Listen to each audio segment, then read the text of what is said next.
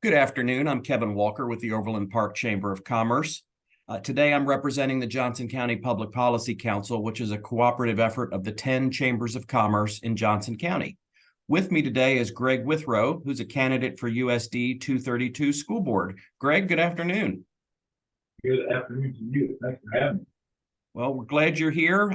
Before we get into our questions, why don't you tell us a little bit about yourself and why you're choosing to run for school board? Absolutely. My name is Greg Withrow. I am a father of 6. I am a business owner here in Western County.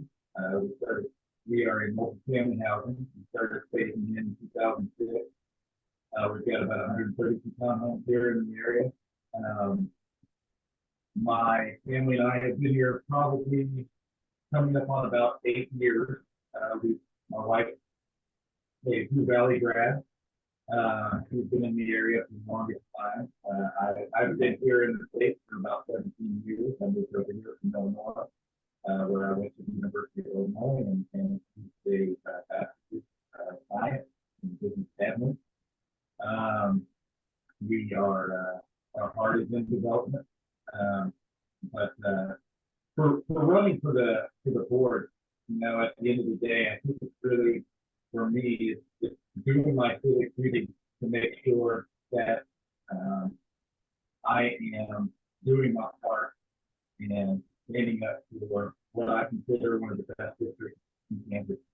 I believe that we've done a lot of things right and we're doing a lot of things great.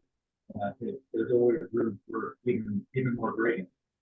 And my part is to safeguard that and to make sure that our students have a safe, high quality place to go to school and want to go. Well, Greg, I appreciate that brief introduction. And why don't we dig right into our questions? Sure. I'll start with a broad one. As a school board candidate, what are your top 3 policy issues? Well, I think when I've walked thousands of houses over the last couple months, I think one of the biggest concerns for parents and for myself is growth. We have Panasonic come into town. It's a huge blessing in many ways.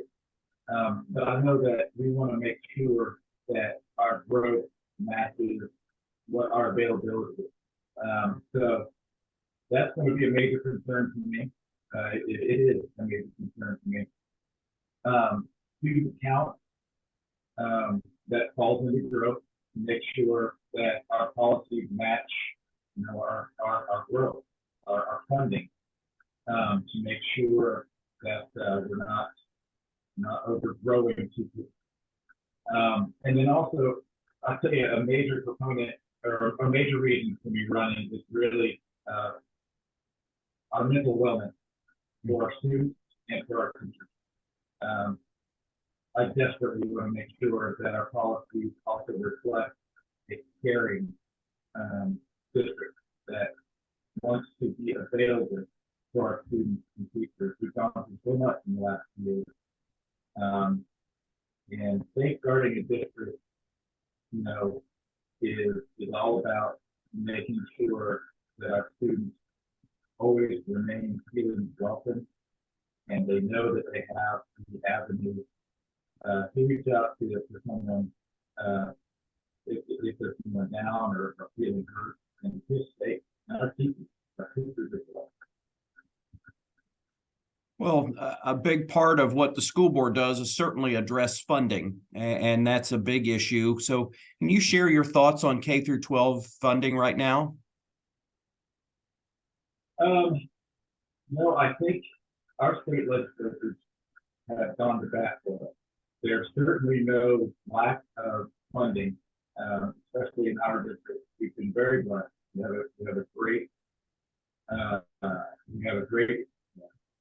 pathway of funding. There's no lack of money in my consideration. And it kind of goes back to what I was saying a little bit ago. As far as growth, we need to make sure that we're scrutinizing our every year, current year, student need based. How many students do we have? does our level of funding match our actual? I think right now, to answer your question, we have plenty of money, but is it going to the right place at the right time, matching the growth that we have and are going to do? On the other side of the funding certainly is student performance. And so our system does require accountability measures for student performance. A lot of that's focused on post-secondary success and career readiness. Do you believe the district is meeting expectations for student achievement? Yes, I absolutely do. Our graduation rate is really off the chart. I love the fact that we're an example. I think definitely for the metro and for the state. Our graduation rate is over 97%. Our college readiness is great. I think it could be better. We could certainly get there. We just need to make sure we're paying attention to the trends. We need to make sure we're paying attention to going back to the mental health awareness of our students, because all of that comes into play when it comes to graduating, when it comes to excelling and wanting to go on to do great and better things. It absolutely helps us together. Well, and as you know, Kansas is experiencing low unemployment rates. Employers all around the area are struggling to find qualified workers. How do you see the school district helping to meet the business community's future workforce needs? Things like work-based learning, internships, training, et cetera. Yeah, I was just talking with a group of folks about this the other night, and I am a major proponent for trade. We have a serious lack in the trades industry of kids, not just kids, but adults wanting to go into trade. I know for a fact, talking with employees from certain industries, take one for instance, with Caterpillar. Caterpillar is willing to come in on their own time, at their own expense, with their own staffing, with their own equipment, and come in. We just need to facilitate space to do so. To come in and give these kids a really real world experience of what it would be like to operate this type of machinery. Granted, this is just one example. But there are companies out there who see the trend, and we know that we could be in trouble very, very soon if we don't start encouraging. The pathway to success for a child, there's not just one. And I think that's where we get into kids getting frustrated and quitting because they feel like they're being put into a box and that, they have to go on to college. That's a major key point for me in running for this board, to make sure that they understand there are many avenues, and you're not a cookie cutter student. We want to look at your IDP. We want to look at, what are you good at? What are you strong at? Now let's encourage you. You have companies like Caterpillar and the others come in. I mean, how good is that coming in free? We don't have to pay a dime. We just got to give you the space to do it. So let's do it. Good. Well, thank you. Now, Yeah. switching gears quite a bit, what are your thoughts on the efforts of the state legislature to expand school choice? That's a great question. That's a big, broad question, but I'll try to answer the best I can. I have a handful of friends in state legislature. I know that they are absolutely doing their utmost. They're doing their best. They have done a very good job of it. There's been a few things that have been vetoed by the government, unfortunately. But right now we have a lot of avenues. But I think this ties into educating our parents to know where their avenues are. What are your like I said, avenues? What are ways they can help you? Such as tax credit, vouchers. We also have what's called PSA, which is an educational savings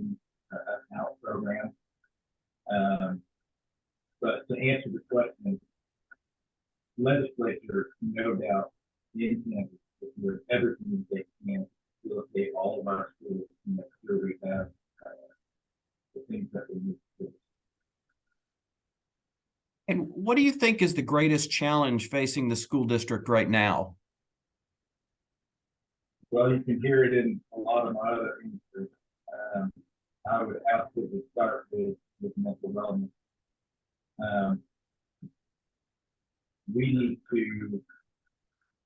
to find out what are more things. I know the district does a very good job right now, but we could do more. Once again, back to that educating parents and educating students that these offerings are there to let them know that we have a path for you to come and figure out what's going on, and to let them know where our heart is and that we're concerned about. We want you to succeed. I think also too, it's pretty telling. It's pretty telling to know that in our state, I think we're hovering around 10% of children are in private schools. And that to me makes me want to ask those parents, what are your concerns? Why did you put your kids into a private school? Maybe that was just the best choice for your family. Or homeschooling. Why did you homeschool your child? That's the best choice for your family. Or is it something that you're concerned about with the district? So I don't know that I would necessarily call it a challenge, but let's figure out why these folks are deciding to go different avenues rather than wanting to use our public school system. You've mentioned growth several times, and Panasonic, of course, and that's obviously a huge topic for the county and DeSoto specifically. But with the announcement of Panasonic, there's going to be an increase of revenues to the school district. Where do you think those revenues should go? How should they be allocated by the school board? Well, first and foremost, not my question, I know what the contract looks like.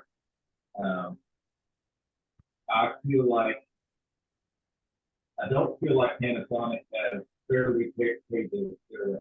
I understand that there's only certain streams of revenue that the school district can use.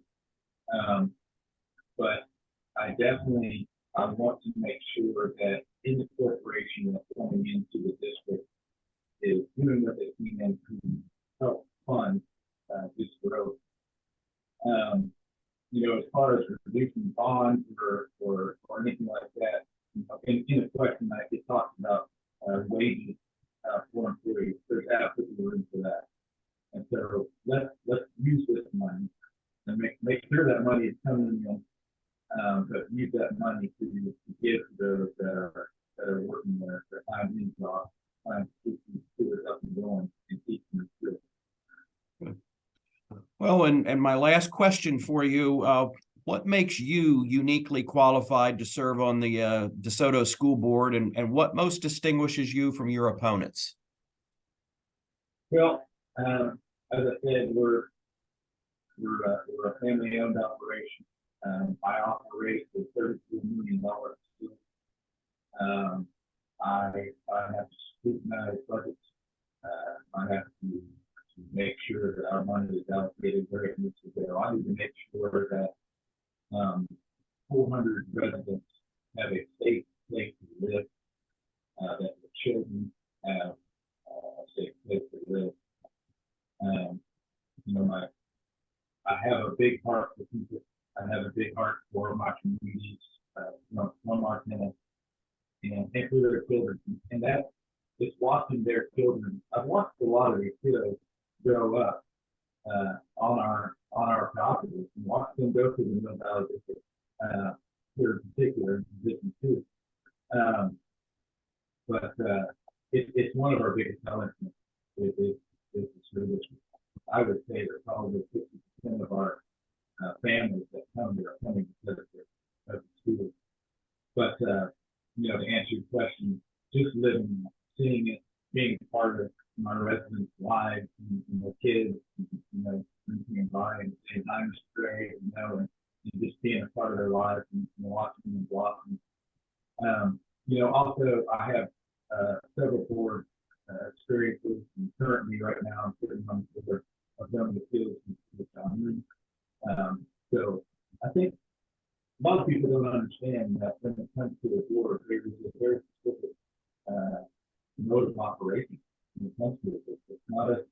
around and talking about things. But I think for myself, just having that experience of sitting on board and knowing how the operates is a big selling point for myself. I have a huge relationship with the law enforcement and our fire, our readiness.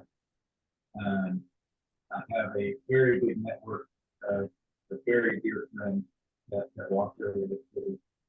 And I consider myself to be a part with them in watching over the city and watching over the district. And my heart and my care for the district, I think, makes me major better for this particular role. Greg, I appreciate you answering those questions. And as I promised you earlier, opportunity for you to offer any final thoughts you'd like to offer. Sure. You can probably hear it in all of my answers. I have a massive heart. You know, I want the best for our district. I want the best for our students. I want them to feel safe. I want to continue to nurture that relationship with our students and our teachers. I want to make sure that growth is done properly. Our students certainly have a funding to it. We have, you know, to answer the question on growth, we have the room to grow. It's been cut into clay, and it has been for years now. So we have the room for more students. But we have got to make sure that growth is tailored and it's done properly. To not overwhelm our teachers. Our classroom size is a huge thing, and we cannot overwhelm our teachers. Otherwise, our retention is just going to go to the bottom out. But I will say that at the end of the day, we can write all the policies that we want, and we can come up with all the programs that we want in the world. But I honestly, I feel like in our society, we're dealing with the hardest. And I think that it's not until we start to use our own hearts and start to look together more, and also until we truly can get back to becoming one nation back under God, that we can truly fulfill all the things that we want to do here in our district. Well, again, Greg, I appreciate your time today. Let me remind everyone watching this recording that there's a wealth of voter information on our Public Policy Council's website, which is www.votejoco.com. Greg, want to wish you the best with your campaign. And again, thank you for joining us. Yes, sir. Thank you very much.